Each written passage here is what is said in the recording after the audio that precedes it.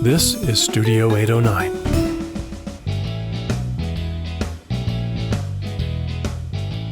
Hi, everybody. Welcome to the Outdoors Hiking Bob podcast. I am your host, Hiking Bob Falcone. You can find me on my website at hikingbob.com, which has links to my social media, my columns at the, what they call it now, 6035 Media.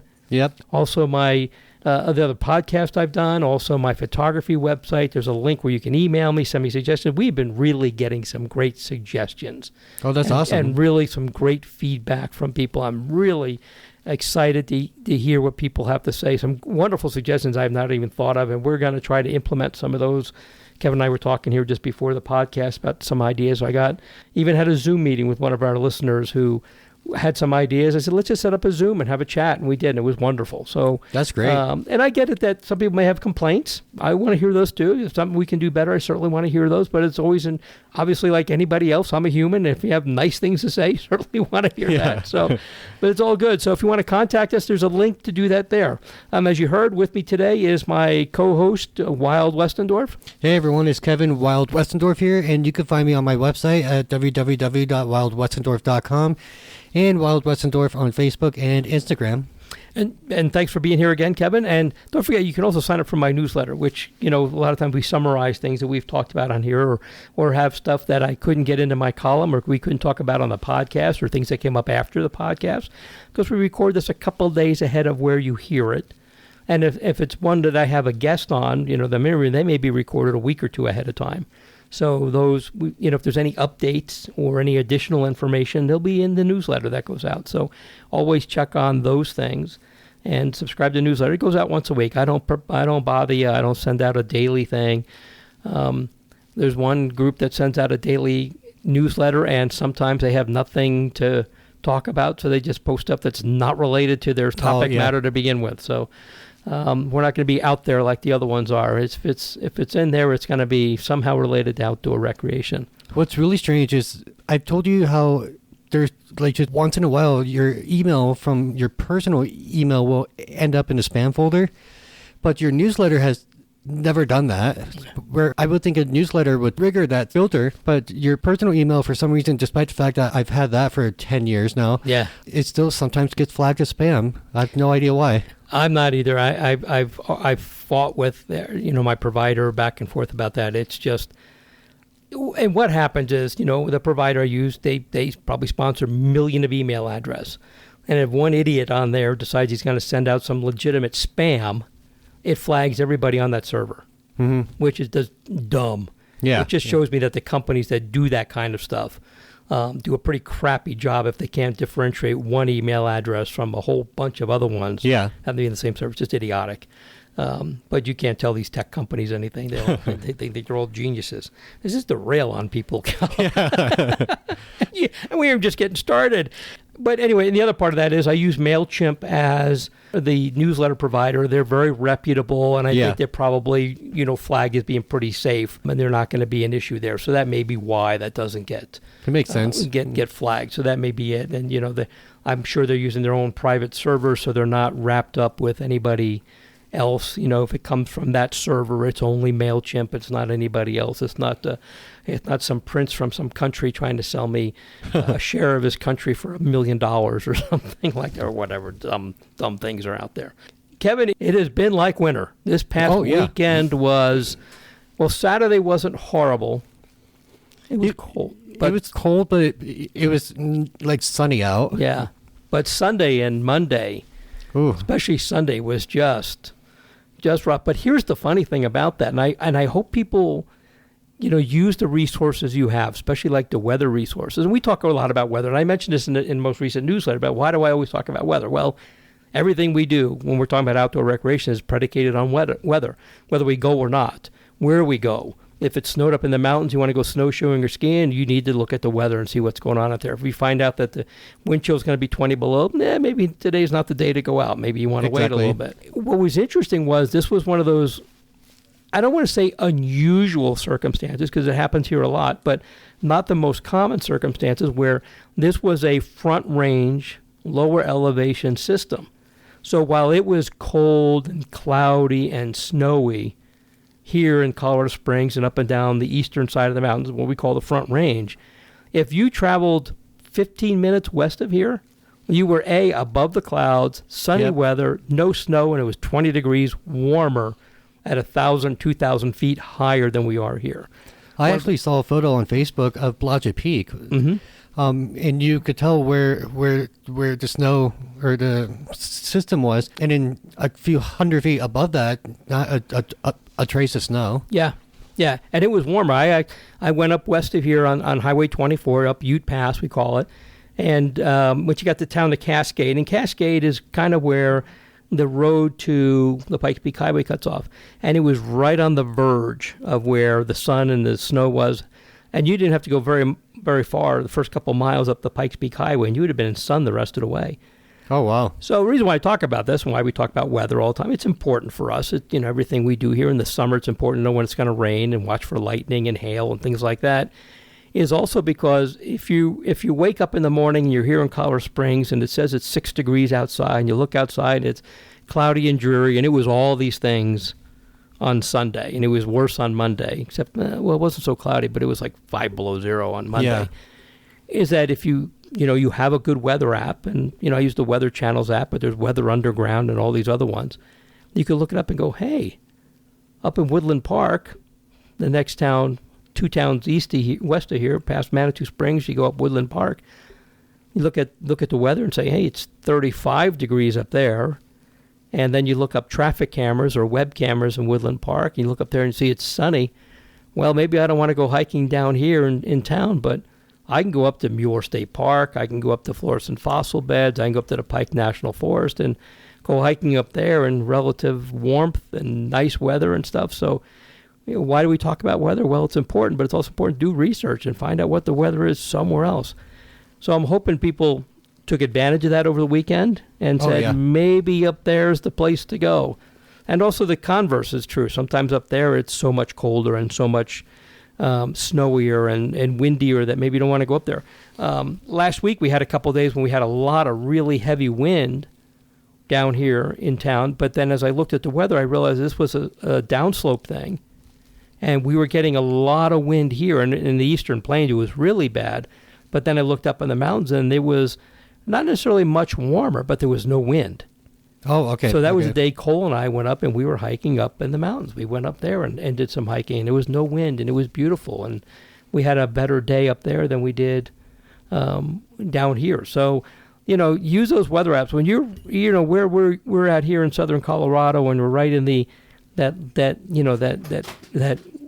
area where the the weather can change. It's really important to check on the weather map and just get an idea what's going on around you.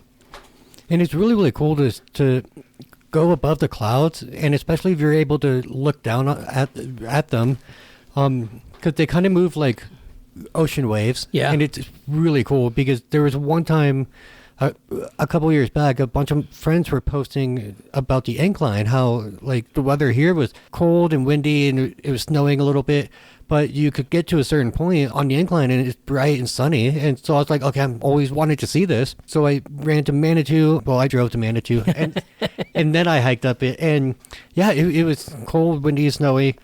Then I got to, I want to say about the bailout point. And then it was so warm that I had to take my jacket off. I rolled up my sleeves, and it was nice and blue skies and sunny. And just watching the clouds was fascinating. Yeah. I didn't do any hiking on Sunday when that was occurring, but I did go up the pass and try to find some good picture opportunities. I ended up finding him, but I ended up finding him down below the clouds. But I ended up, the nice thing for that for photographers is that when you have that overcast and it's a solid deck like that, it evens out the lighting, so you don't have harsh shadows to deal with. Oh, yeah. And it was, and I actually I haven't posted it. By the time this airs, I'll have it posted, but I got this great picture of a stone bridge that's not too far off of Highway 24 up near Cascade, with snow around it and snow on it and a frozen creek under it, and it really looked cool. Oh, nice. And I ended up making it into a black and white image, and it just dies. It's just great. And then I also, as I came back in and routed myself through Garden of the Gods, there were some bighorn sheep down in the Garden of the Gods, and I posted a picture over the weekend on Facebook of this beautiful bighorn sheep that was within It wasn't very close. I have big lenses and stuff like that to shoot that stuff with. So, I posted a picture of this bighorn sheep. It's just gorgeous. And the Rocky Mountain bighorns are the state animals. And, of course, that's what Colorado Parks and Wildlife uses as their symbol. And just gorgeous to see one out there. And, again, the lighting was nice and even. I didn't have to worry about shadows and throwing things out. I know I'm talking photography geek stuff, but a lot of people who listen to this are also photographers, or they want to take pictures. So all that, it's why we talk about weather a lot. It's why weather's important to what we do. So I know we talk about that a lot. And I put in my newsletter, weather's a small talk subject. You meet somebody new and you don't know what to talk about.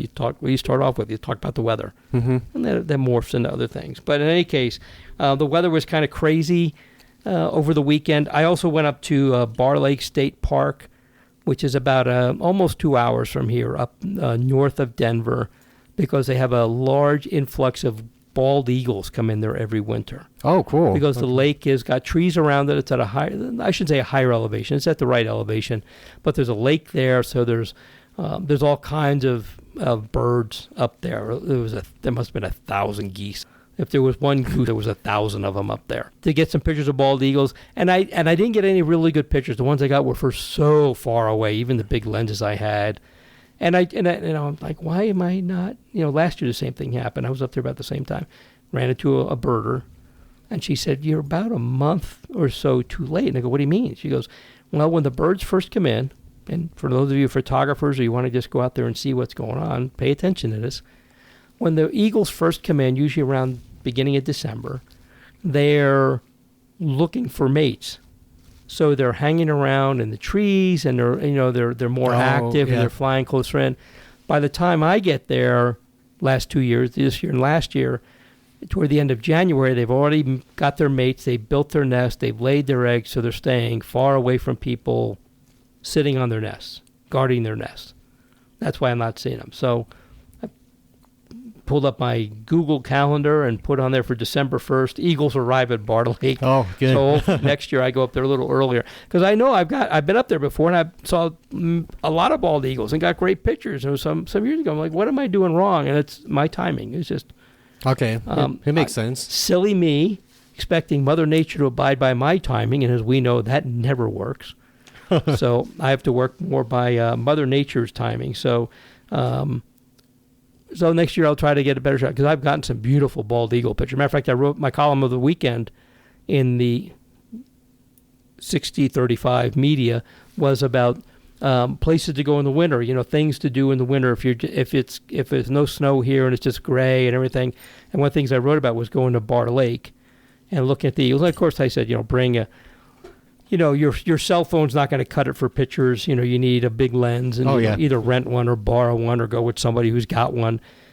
Bring your binoculars. It's still nice, and they have a lot of programs up there for people to see. They bring out their birding people with their big telescopes and stuff like that to go see it. But I had just written about going up to Bar Lake. I'm like, well, I need to go to Bar Lake. So I went up there. So it was a good time. It wasn't nearly as cold as it was last year when I was up there. And years before when I was up there, and it was like 10 below, 12 below up there, and I'm trudging around carrying this equipment. And it's a long hike around that lake. I did 7 3/4 miles. And you can't, by this time of the year where they have eagles that are nesting near the lake, you can usually do a hike all the way around the lake. And of course it's a lake. It was flat. And it's about 8 miles, but you can only go so far, then you have to turn around and come back. So it was like 7 3/4 miles and only halfway around the lake. Then I had to turn around and come back. So that was fun. You had a hike over the weekend. Yep, I hosted a group hike, and it's what I consider a basic route in Red Rock Canyon, where I kind of formed this loop, but we did do a detour at one point to go to what's called the intermittent waterfall, and it's never really a waterfall. It's like a slow trickle of a cascade. The emphasis more on intermittent than waterfall there. Yeah, exactly. And I think we were there too early in the year, because there was no icy frozen fall there. But I've been up there in years past, I think more in the late winter and early spring, where it's just this wall of ice, and it looks really cool. So that was a bit of a bummer, but everyone seemed to enjoy themselves. It was about a 5.5 mile hike, And even the new CEO of my work and his wife joined too. So cool. It's really, really cool to talk to them and go on a hike together. And the weather wasn't too bad Saturday. I would call Saturday's weather brisk. Yeah, it was much better in the morning. And then when we finished around 11:30. That's when more clouds rolled in, and we were starting to get flurries too. Okay.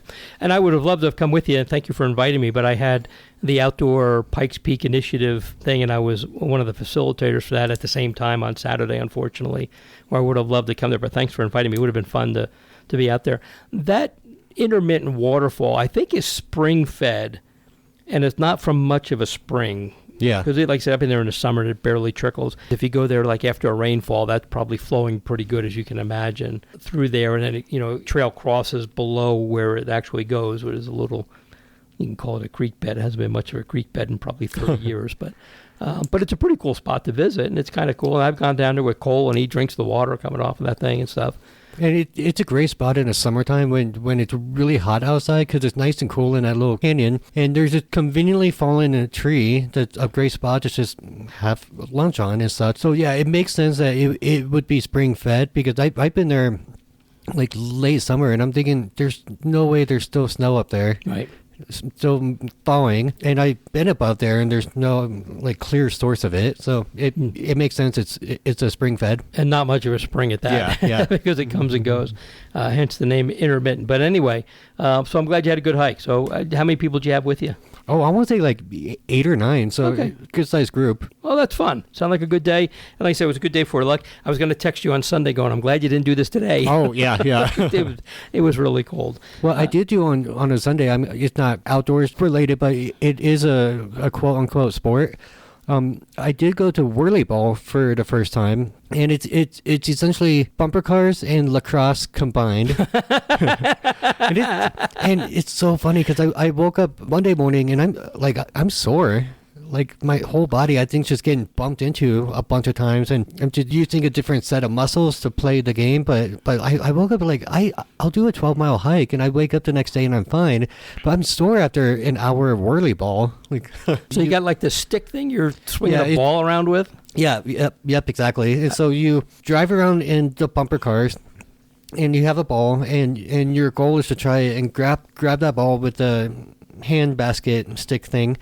And then you toss the ball and you try and hit a goalpost type thing. Nothing could possibly go wrong. It sounds like a blast, actually. I'm reminded of an old joke about how come you don't play water polo. Well, because I kept drowning all the horses. But sorry. I'm just thinking you're crashing cars into... Yeah, you might be running into cars, the other cars all the time and stuff. Yeah, because your goal is to try and block the other players from getting the ball, so you'll bump your car into theirs. And I think I'm just sore because it's just from all the bumping and such. But yeah, that was a great way to spend indoors on Sunday when it was very, very cold and the weather was just not great. So. Yeah. So it's called Whirly Ball, and they have the place here in Colorado Springs. Yep, it's on Academy and Palmer Park. Okay. I'm going to have to check that out. It's pretty cool. They also have a bowling lane area, so if you want to go bowling, you can just go there instead. Can I do that with a bumper car too? Oh, yeah. that'd be interesting. But yeah, I was there for a friend's birthday, his 40th birthday, so he just wanted to have a bunch of friends to do a lot of fun stuff with. So. Oh, cool. Sounds like fun. I'm glad you got a chance to do that. Sounds like a blast. I have to go check that out. Yeah. Whirly ball. Sounds like it's more fun than pickleball. Yeah. Oh, yeah. Nothing is pickleball. Pickleball, for those who may or may not be familiar with it, is very popular here in Colorado Springs. And in a lot of cases, including my neighborhood park here, yeah. Tennis courts that haven't been used in a long time are actually being converted for use in pickleball, which is, I'm not sure how to describe pickleball. It's paddle ball with a big paddle on a tennis court. Yeah. Over a net. I think that's pretty close. It's like tennis, but more ping pong like, but larger. Hugely popular. And to be honest with you, that the paddleball community here in Colorado Springs is very robust, and they've raised lots of money. They've actually, in one of our county parks, they paid to have a tennis court that was not being used, completely ripped out, and they paid to have it rebuilt as a pickleball court. They've paid the city of Colorado Springs to convert some of their unused tennis courts into pickleball courts. So they're very robust. So nothing against pickleballers. I see them out there a lot in my neighborhood park when I'm walking cold down there, but it's just kind of interesting thing. I guess eventually I'll end up there playing it and probably get my butt whooped by somebody 20 years older than me, but that's okay. Nothing wrong with that either. That's all good, and it's all good fun, and the amount of people who are out there playing it is astonishing. I mean, there's a lot of people playing that. And I guess all over the country, it's a pretty big event. One of the things that came up, we've been talking about accessibility to parks and stuff like that. One of the more popular places in the Southwest to visit is Havasu Falls. Yep. Down on Indian Reservation, down in Arizona, and that's been closed for a number of years. And that has actually, the tribal lands that own it have actually said that they're reopening it this year. Cool. But before anybody goes and rushes to make a reservation, there's 3 years worth of people who had reservations that were put on hold.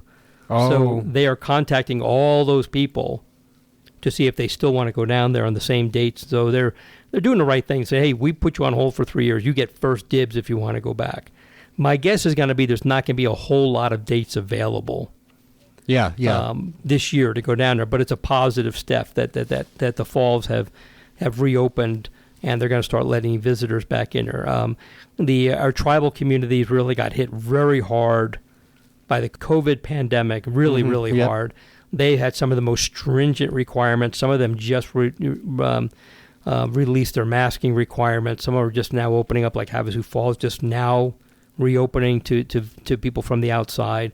So it's a good step to see that they have reopened that. So hopefully, we'll see more activity there. So Havasu Falls is reopened, but like I said, if you want to go, 2024 may be the year you actually get to make it down there.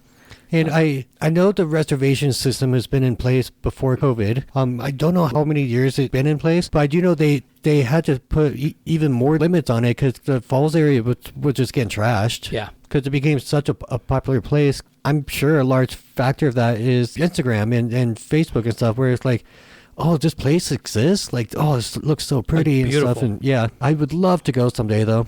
I would love to go there, and it's difficult to get to. It's a long hike in there, and it's not inexpensive. It's pretty expensive to get in there. You can helicopter in there and do it in one day, but of course, as you can imagine, that ain't cheap either. Yeah. And that's kind of a dumb way to do it. I mean, I would rather hike in there if it's 10 or 12 miles to go in there and check it out. I mean, obviously, what are you missing out on if you fly over it? I'm kind of surprised that they allow that, because I'd be annoyed if I was there and I'm hearing a helicopter a bunch of times a day. I think they run that too. Yeah, that's how they do stuff. Hey, more power to them if they can. Oh yeah, that's their make thing, themselves more sustainable. I'm completely in favor of, just as a plus sign. Another sign that maybe we're kind of weaning our way out of some of this COVID stuff. I read an article on Monday that the World Health Organization, which isn't quite ready to declare that the pandemic is over, they said the COVID whole thing is in a transition stage, I guess. So it's about ready to. I don't. How do I want to word it? It's a serious health issue, but I think they're acknowledging that medicine and vaccines and things like that have worked to reduce it. And I think it's like anything else. You're never ever going to be completely rid of it, but we're ahead of it now. I think something happens and we can move quickly. Anyway, one of the things that's important here in the Pikes Peak region, and Kevin, you're no stranger to this, is the amount of volunteerism that our land managers rely on. Both the city, the county, the state, the feds, very robust volunteer system. And I think one of the ways that we talk about that is with our friends groups that we have here in Colorado Springs. And for people who aren't aware what a friends group is, it's typically a nonprofit group that is run by volunteers, and some of them actually have enough money that they may hire an executive director, but they're primarily volunteer-driven. And their goal is to support a particular park or a park system or a section of national forest land or something like that. So here in Colorado Springs, I forget how many we have, but we have a lot. Like more than 30 friends groups here in Colorado Springs. So the park across the street from us over here, Palmer Park, has one. I was president of the Friends of Cheyenne Canyon some years ago, which is one of the older friends groups in town. And now I'm at Cheyenne Mountain State Park, which has a pretty robust friends group. And not only are friends groups big, but they also help foster volunteerism. So by way of their efforts to raise money, and I guess what I should mention is these friends groups have different functions. Some of them are geared toward just raising money to assist the park. Some of them are more geared to providing labor. So, for example, I mentioned across the way here we have Palmer Park, and they have the Guardians of Palmer Park. Great group. They're not a big fundraising group, but they're a big manpower group. So they go out there and they do, a 1 or 2 weekends a month, and they go out there and do heavy labor out there, rebuilding trails, closing social trails, cleaning up places, painting the picnic tables and things like that. So they're not the big fundraising group, but they're the big, let's do the labor group. Then you go to Guard of the Gods, and you have Friends of Guard of the Gods, and they are more of a fundraising group out there, and they raise a lot of money. And Guard of the Gods, one of the the biggest tourist attractions in the state, and one of the most scenic places you'll ever see in the Front Range. So they are there to raise a boatload of money. And a lot of the friends groups do a little bit of both. When I was at Cheyenne Canyon, we did both. We raised a fair amount of money. We built a visitor center, a mini visitor center for them. And we also have people go out there and do trail work and stuff like that. So kind of some of them do both. And they also help get people out there to volunteer. And so volunteerism is a big deal here in Colorado, especially in this area, the Pikes Peak region, where it's just we have a city of 500,000 people, and then we have millions of visitors every year and stuff like that. So volunteerism is a big deal. The Pike National Forest has a group up there that just helps them pick up trash because people just trash our national forest or the campsites, and they go up there and help. There's so many things that volunteers do here. So it's and these cities and counties and state agencies and federal agencies and even the friends groups themselves keep track of how many hours that volunteers put in, because it's obviously the hours they put in is money that they're not paying for labor. Now, of course, you want to hire enough people to do the job, but sometimes you don't need to hire that many people all year round to do the job. So you have volunteers come out there and do specific things or help you raise money, stuff like that that's valuable. So one of our newsletters out here, not mine, got a hold of some data from Colorado Parks and Wildlife. And I've railed on out there Colorado because they almost never do any original reporting. Yeah. It's just a let's take a news release, word it to make it look like one of ours, and post it on there. And half the time, the stuff's not even relevant to outdoor recreation. If you want to know where a bar fight was, like, who cares? I guess you care if it's in your neighborhood, but it's on an outdoor recreation thing. So they got a hold of some information about the volunteer hours in the southeast region of Colorado, which is Colorado Parks and Wildlife Southeast region. And to be fair, I'll be fair that they're talking about the value of volunteerism. And I'm happy to say that my state park that I volunteer at, Cheyenne Mountain State Park, has the most hours. The problem is when they finally get around to doing some actual first-hand reporting, they get it all wrong. So the information they had was not complete because volunteers have until the end of January to report all their time from the previous year. So it wasn't yet complete. And then in the column that they posted, they were trying to equate dollar amounts for what all these volunteer hours is worth. If you paid people, what's worth. So they quote, if this was all minimum wage, and then they get the minimum wage number wrong by more than $1.50, and then it's set to go up here in July anyway. So they get the information wrong. Anyway, so I did some research. I contacted CPW because I'm like, hey, I didn't see this, because I get all their news releases. I'm in the media. I get their news releases. I want to know what's going on. I didn't see this in a news release. I'm like, why have I not seen it? So in reality, what I have found out was that by the time this comes out, we'll have the final data, and I will post this on in my column at the end because it's important information for people to know about. But basically what they're saying here is that there was a couple inaccuracies. One, the number of volunteers is less than what was actually quoted in the article, and that here is the data for 2022. There are 4,459 volunteers. 311,150 volunteer hours. That's equivalent to 150 full-time employees. The economic value, which is the way they determine it, because you can't just say it's worth X amount of dollars per hour, because that's not really accurate. Because if you're hiring people full-time, you have to figure in benefits, things like that. Oh, yeah. There's a lot of things in there. So they don't like doing that because it's just not an accurate way to do it. It is worth $9,804,337 in economic value. Wow.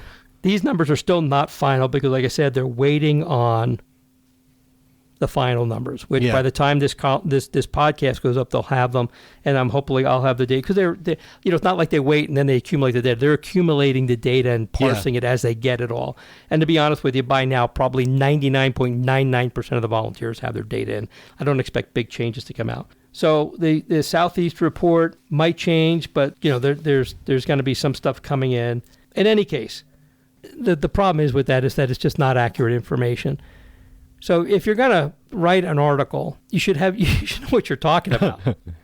To not even have the minimum wage value correct just throws all your data off and just throws everything out the window because it's not right. And it's not the way, you just can't do it that way. There's a lot more to this. So this economic value that they actually put in there is actually more correct. I will have more information on this coming up, hopefully in the column coming out in a couple of days after you hear this, if it's available. But I've talked to the folks from CPW. They've gave me some very good information, and I will, get that out there.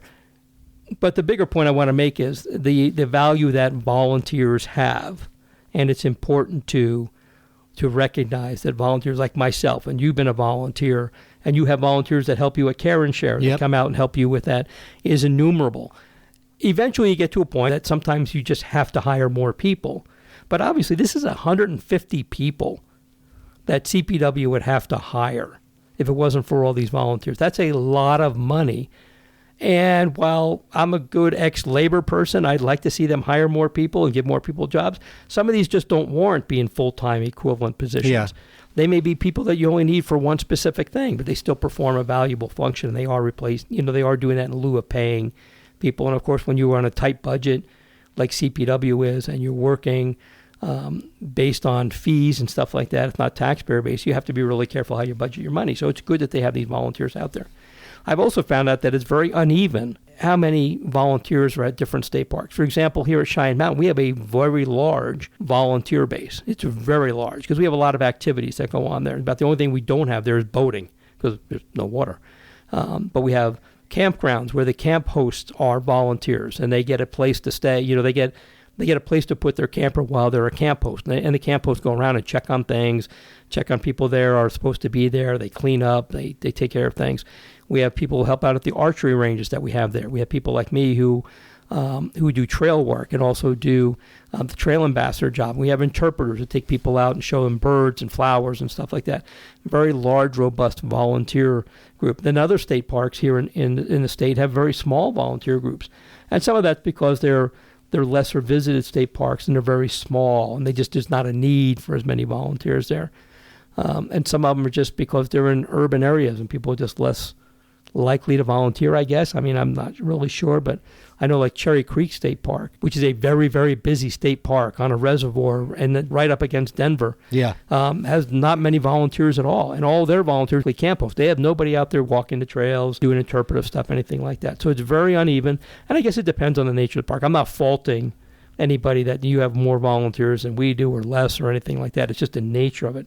Cheyenne Mountain lends itself to more volunteerism, as does Mueller State Park, as does Staunton State Park. They lend themselves by their nature to having more volunteers than other places do. But it's good to know that there's a lot of volunteers out there and they're doing a lot of work. I enjoyed the heck out of it. And do it. And you've been out there and done it. And I know you enjoy it. And there's so many people out there who do it. And there's a niche for everybody. Some people just like to volunteer and be at the front desk and just answer questions for people coming in. That's awesome. Yep.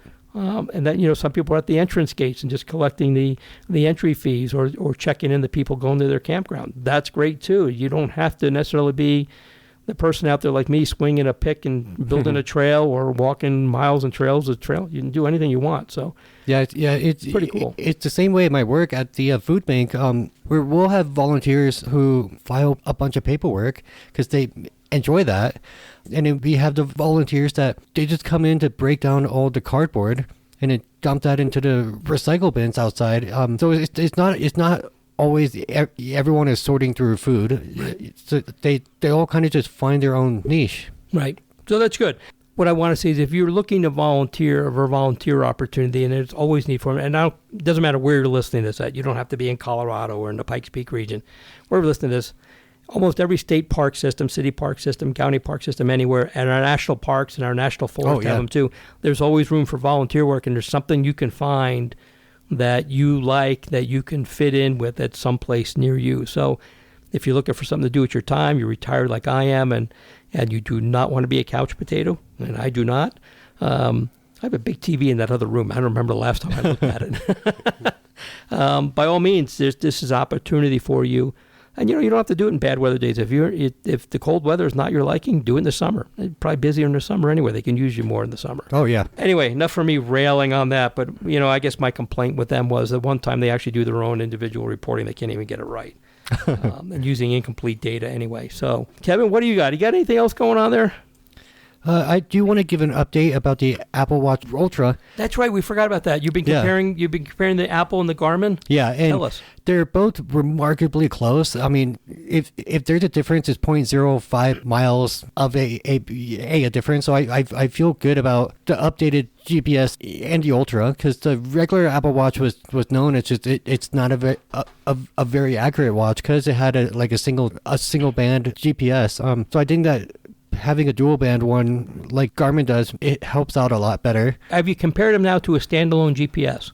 No, I have not. Okay, you got one of those, so maybe you do that too and see how that works out for you. But the Garmin and the Apple work pretty close together. They're very, very accurate. That's good to know. And yours is the Ultra, which is more geared towards outdoors. Yeah, the Apple Ultra. It's built to withstand getting hit on a rock or come here, I got a hammer. Yeah. And it's built to withstand extreme heat, extreme cold, and it's much more waterproof than the original Apple Watch or the lower level or the regular one, I guess. So the one not designed for outdoor, right? Yeah. There, that makes sense. Well, Kevin, I don't know that we've got anything else. I do have some interviews scheduled coming up with some people. I've talked to some people over the weekend who I've been working on for a while to try to get them on the podcast, and I think I finally got them to say yes, and we're just scheduling it. So there's some interviews coming up over the next 2 months. So they're not going to be every week, but we've got some interviews planned, and we're going to have some people out there. One more thing, and this is going to be hyper-local for people in the Pikes Peak region, specifically Colorado Springs. The measure to extend the TOPS tax, which is 1 cent on every $10, which is due to expire in 2025, will finally go to the ballot in April, when we're also electing a new mayor and 4 city council people. I think so, yeah. A bunch of city council people. It's going to be item 1, but there's only one item on the ballot, and all it seeks to do is extend the tax for 20 more years. There's not going to be an increase. And it's also going to just minor change in allocation where the money dedicated for trails and park and open space can be used on any trail and park, because some were purchased with TOPS funding, and TOPS funding can only be used on those, but you have places where trails may be partially funded one way and partially funded another, and that made one part of the trail really nice and the other part of the trail really terrible. Oh, yeah. It's going to just even that out. It's a minor thing. It doesn't change how much money gets spent in those categories, just that you can spend them on more things in those categories, if that makes sense. In any case, I encourage everybody out there, speaking personally, out of any official position I may or may not have, to support that. It's been a hugely successful program. And I will tell you, as somebody who's lived here for 31 years, and the TOPS tax has been in effect for 25, we just passed the 25th anniversary, that many of our open spaces here, like Red Rock Canyon, where you were over the weekend, and Blodgett, which you mentioned earlier, and so many other places here would not be available to us to use. They would probably be paved over and would be condos and shopping centers, and just concrete would not exist if it wasn't for the TOPS tax. So hugely successful, overseen by a citizen committee that's mandated by the ordinance that created it.